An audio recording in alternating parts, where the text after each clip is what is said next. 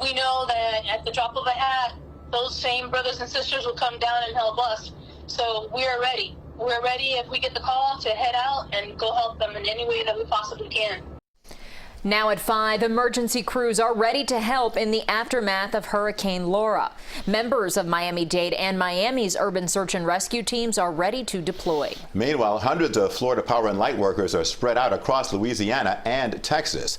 CBS 4's Peter Dent joins us live from the Miami warehouse where Task Force 2 is waiting for the call. Right, Peter?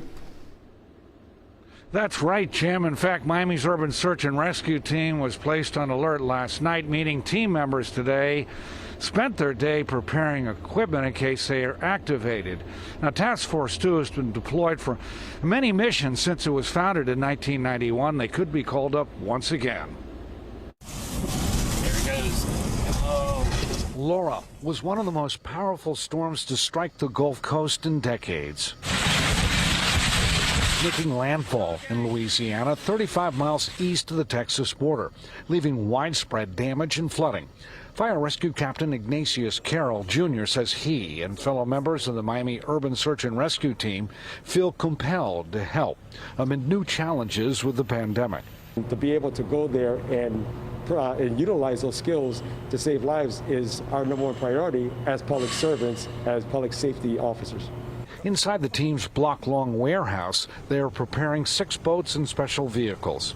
The equipment that we're taking is, of course, our high water vehicles. That's several pickup trucks that were manufactured here within our department that have the capability of traversing over rough terrain, flooded waters, and the capabilities of rescuing 10 people or more. But we are ready to go. If they need us, we're ready to go.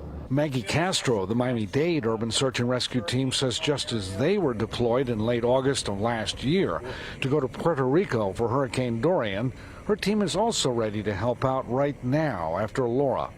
We know how scary these times can be and how uncertain these times can be.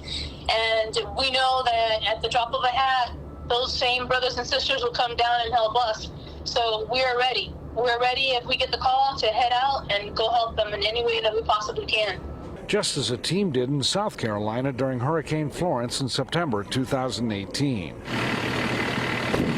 FPL trucks left Palm Beach County on Tuesday.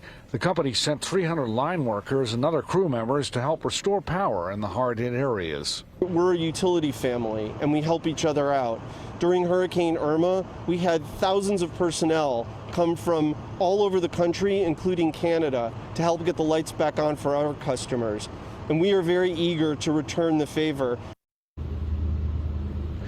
Now, FPL has been active, sending 600 crew members to New Jersey earlier this month after Hurricane Isaias.